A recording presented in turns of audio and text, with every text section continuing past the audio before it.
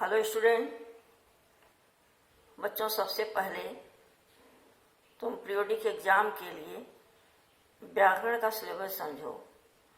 1 to 12 lesson परिभाषा और प्रश्न उत्तर आएगा, एक्सरसाइज आएगी। उसके बाद तुम्हारा है विलोम शब्द, एकार्थक शब्द, लोकोक्तियाँ, पत्र लेखन। इसको पढ़ लेना। तो आओ चलो हम लोग देखते हैं। सबसे पहला चैप्टर, ये रिवीजन चल रहा है इस समय, रिवीजन में तुम लोग भी देखो। सबसे पहले है भाषा। मन के भावों एवं विचारों के आदान प्रदान के साधन को भाषा कहते हैं। भाषा के दो रूप हैं, मौखिक और लिखित। मातृभाषा वह है जिसे बच्चा सर्वप्रथम परिवार से सीखता है। अब देखो, राष्ट्रभाषा क्या है? देश के अधिकतर निवासियों द्वारा प्रयोग की जाने वाली भाषा राष्ट्रभाषा कहलाती है। देश के कार्यालयों एवं राजकाज में प्रयोग होने वाली भाषा राजभाषा कहलाती है। विद्वानों द्वारा स्वीकृत भाषा का रूप मानक भाषा कहलाता है। उच्चरित ध्वनियों के लिखित रूप को लिपि कहते हैं। भाषा का क्षेत्रीय रूप बोली कहलाता है। भाषा के शुद्ध रूप का ज्ञान कराने वाला शास्त्र व्याकरण कहलाता है। व्याकरण के 3 अंग होते हैं, वर्ण विचार, शब्द विचार, वाक्य विचार। साहित्य क्या है? ज्ञान के संचित कोश को साहित्य कहते हैं। साहित्य कितने प्रकार का होता है? 2 प्रकार का होता है।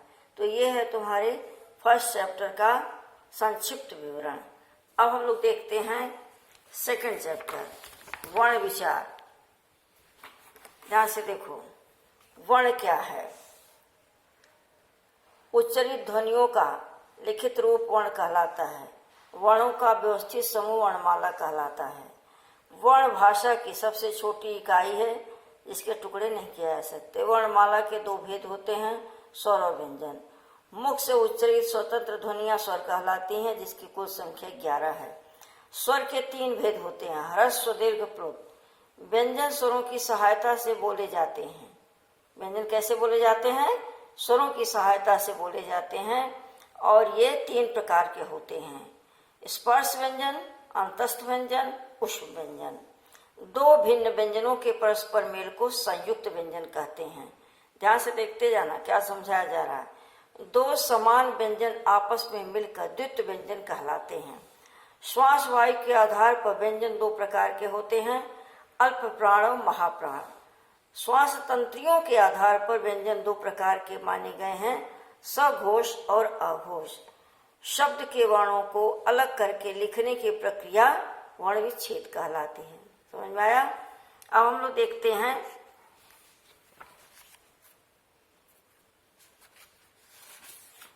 पार्ट 3, शब्द क्या है? वर्णों का सार्थक समूह शब्द कहलाता है। शब्दों का वर्गीकरण 5 आधारों पर किया गया है। उत्पत्ति के आधार पर शब्दों के 5 भेद हैं। रचना के आधार पर शब्दों के 3 भेद हैं। अर्थ के आधार पर शब्दों के 6 भेद हैं, जैसा तुम देख रहे हो। ये सब तुम्हें पढ़ना पड़ेगा। व्याकरणिक प्रकार के आधार पर शब्द 2 प्रकार के होते हैं। विकार्य शब्द 4 प्रकार के होते हैं, देख रहे हो, संज्ञा, सर्वनाम, विशेषण और क्रिया। अविकार्य शब्द 5 प्रकार के होते हैं। प्रयोग के आधार पर शब्द 2 प्रकार के होते हैं। ये सारे प्रश्न दिखाई दे रहे हैं तुमको। ये सारे प्रश्नों के उत्तर व्याकरण के पाठ में दिया गया है, तो ये सबको तुम लोग ध्यान से पढ़ लेना। अब हम लोग देखते हैं पार्ट 5। पार्ट 5 में है समास। ठीक है, देखो समास क्या है? शब्द समूहों को संक्षिप्त करने की प्रक्रिया समास कहलाती है। इन्हें समस्त पद तथा समासिक पद भी कहा जाता है। समास विग्रह क्या है? समास विग्रह समस्त पदों को अलग करके लिखने की प्रक्रिया है। समस्त पद बनाते समय शब्द समूहों के बीच में आए विभक्ति चिन्हों का लोप हो जाता है।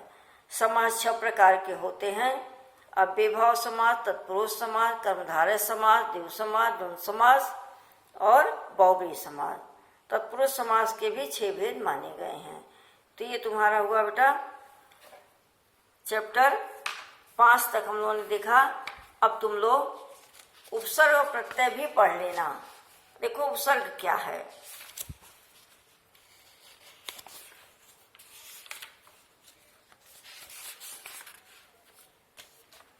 उपसर्ग के बारे में पढ़ाया जा चुका है, उसे भी देख लो। उपसर्ग शब्द उप तथा सर्ग दो शब्दों के संयोग से बना है। जो शब्दांश शब्द के आरंभ में जुड़कर अर्थ में परिवर्तन ला देते हैं वे उपसर्ग कहलाते हैं। इसी तरह से तुम्हारा प्रत्यय भी है। प्रत्यय देखो क्या है। प्रत्यय वह शब्दांश है जो शब्द के अंत में जुड़कर अर्थ में उस शब्द के में परिवर्तन लाते हैं, वे प्रत्यय कहलाते हैं। प्रत्यय दो प्रकार के होते हैं, कृत प्रत्यय और तद्धित प्रत्यय। ये तुम्हारा पूरा पाठ में दिया हुआ है। कृत प्रत्यय 5 प्रकार के हैं तथा तद्धित प्रत्यय 8 प्रकार के होते हैं। तो 1 to 12 जो पीरियोडिक एग्जाम के लिए सिलेबस डिसाइड है, उसके सारे प्रश्नों को ध्यान से देख लेना। और फिलअप वाले प्रश्न हैं, ऑप्शनल प्रश्न हैं, फिर इन द ब्लैंक वाले प्रश्न हैं। इन सारे प्रश्नों की उत्तर तुमको अपने लेसन में मिल जाएंगे, तो इसको बहुत ध्यान से पढ़ लेना और एग्जाम की पूरी तैयारी करना। Thank you student.